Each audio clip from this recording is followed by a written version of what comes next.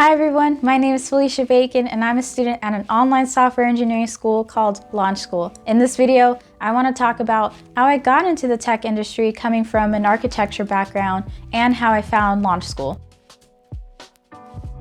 Before I even thought about becoming a software engineer, I was actually trying to be an architect. I got my associates in 2015 and I was working on my bachelor's degree in the fall of 2017 when I had to drop out of university because I just couldn't afford to go. That was a scary time in my life because I just didn't know what I was going to do anymore. I had been in school for so many years doing one thing and I thought that that's what I was going to be for the rest of my life. So to suddenly have that all just come to an end was really scary and I didn't know what to do. And I couldn't really imagine myself going into another career field, especially because I had been in architecture for so long. That's all I was surrounded by, that's all I thought about. Now to have that come to an end and all I had was my job, I mean, I didn't know what to do. And when I left the university, that was actually the first time that I wasn't in school since I had left high school. And I didn't like it. I didn't like not being in school. I didn't like not studying and moving towards some sort of goal. So I had a lot of anxiety at the time, not really knowing what to do, but I had to think about my options. I couldn't just sit there and do nothing.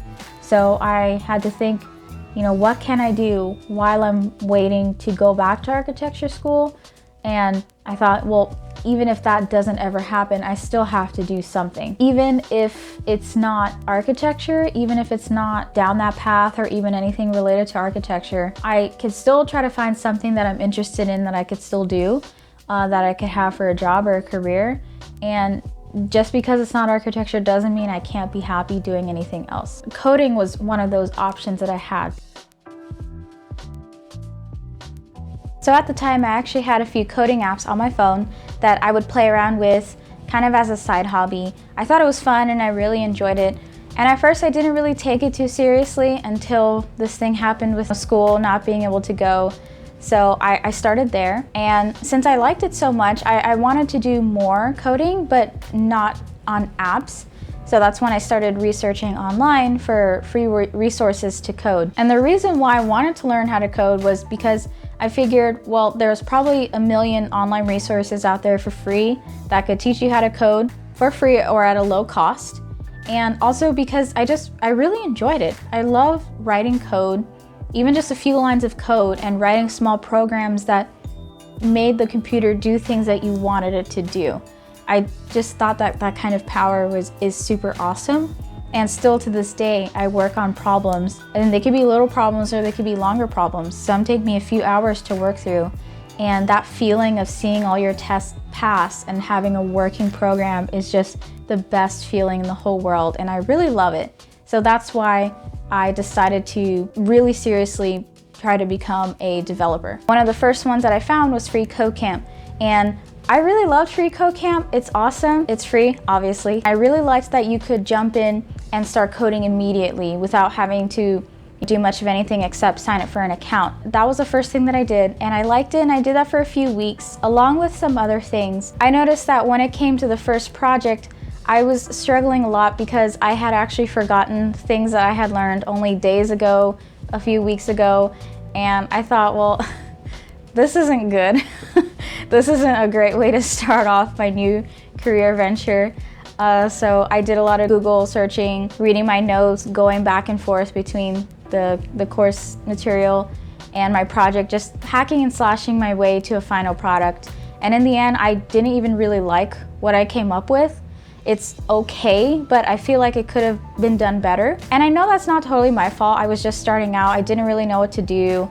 I was kind of lost and confused, but still, I feel like if I had more structure and something more of a solid curriculum or course, I could have done a better job. But for what I came up with, it's okay for my first time. Alongside the FreeCodeCamp, I was doing, I think they were lectures by Microsoft. I can't really remember the name or the person who was leading the lectures, but I struggled with that too because I had to pause the video constantly to write notes or to write the code and follow along.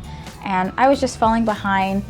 Again, nothing really made sense. Same thing with all the books that I bought. I bought a bunch of books, read through them, and they were great. I was coding and things kind of made sense, but I was missing the big picture of it all.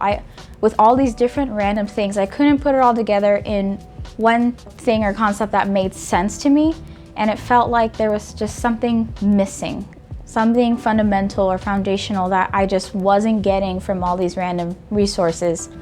That started to worry me, because if I was already struggling now, I figured I would keep struggling, and I didn't want that for me. I wanted something more. I wanted something better for me than just searching for a bunch of random resources for a few weeks to get a developer job that I might not even be happy with. I had fully decided by that time that I wanted to become a software engineer. So I became very serious and decided, okay, I need a boot camp or I need a school.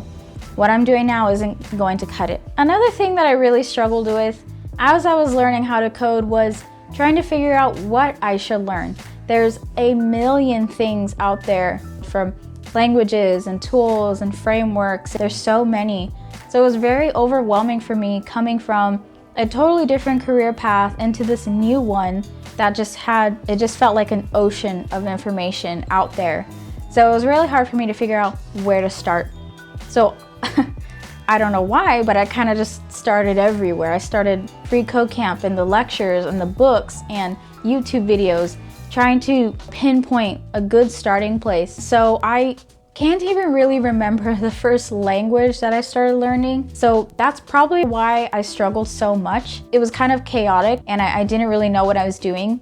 So really for me, I just needed something structured and solid to help get me going on kind of a clear path. So that's what I was kind of hoping for in the future. So maybe this was just the beginning, struggles of trying to figure out what to do. But I'm still really grateful for the experiences that I had trying to learn how to become a software engineer, because it kind of gave me time to evaluate my goals and figure out what I want in life. I think at first I really just wanted some random developer job, but thinking more about it, I realized that, I probably wouldn't be happy with some just random developer job. I really wanted to do something for a really long time, years and years and years, that I really enjoyed. I wanted to make things and write code and work with an awesome team and do something and build something for the future that had meaning, that could hopefully help someone or maybe change the world in some small little way,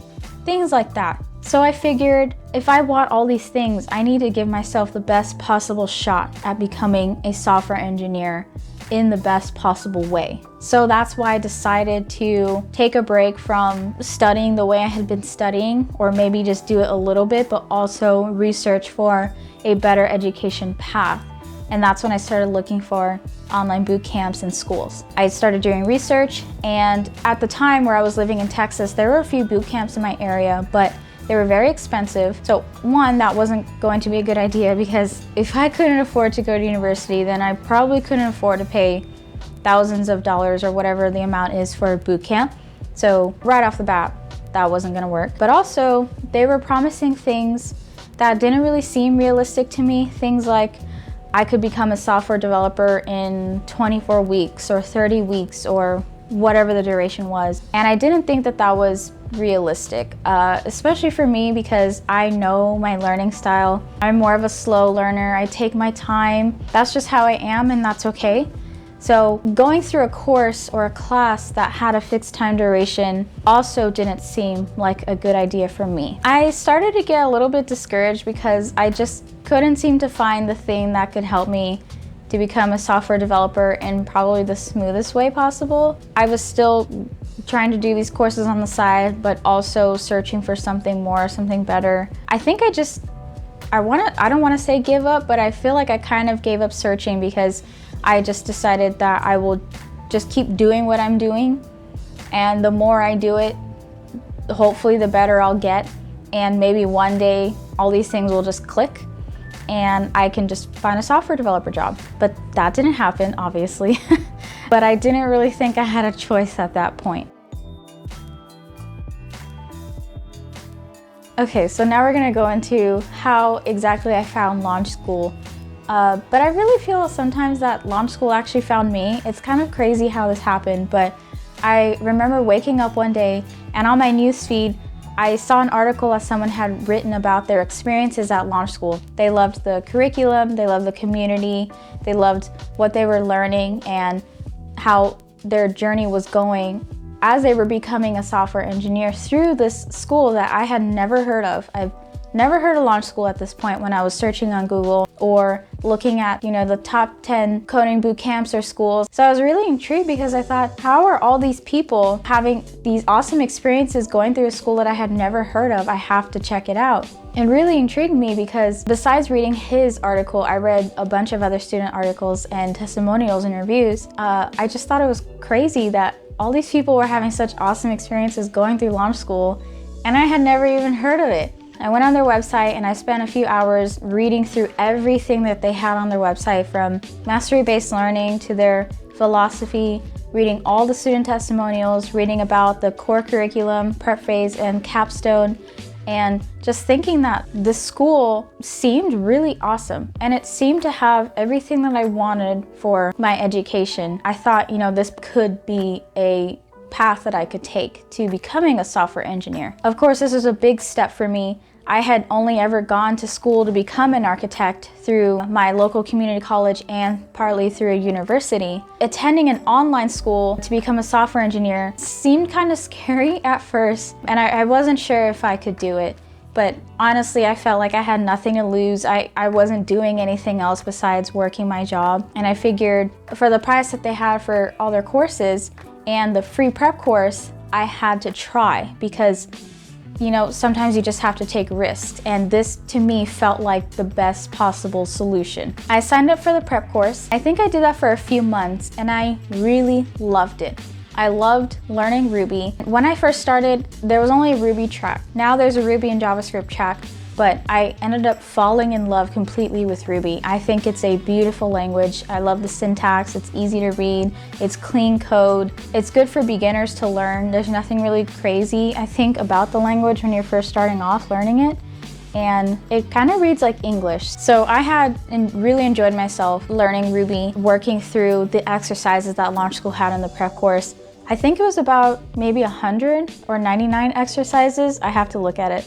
But there was a lot, and they were really good to practice because they had the problem and you could solve it, but they also had the solution, and they gave a real detailed description of how they got to that solution. And they also had videos. In those videos, someone was walking through how to solve that problem. So I really felt like I was learning so much already just in the prep course. And in addition to the exercises, they have the open bookshelf that's completely free. All the books are on there. They're really comprehensive. There's so much information in those books and you can learn a lot just with them. They're really good to supplement the course material. So they have Ruby books, JavaScript, regex. There's a lot in that bookshelf. So I really felt like the prep course was worth my time, and I would definitely be signing up for the core curriculum. So I officially signed up for the core curriculum in June of 2019.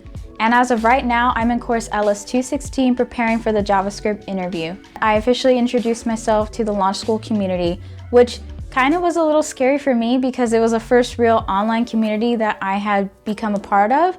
And I was a little intimidated because I was coming in obviously with zero to little experience, the little experience that I did have.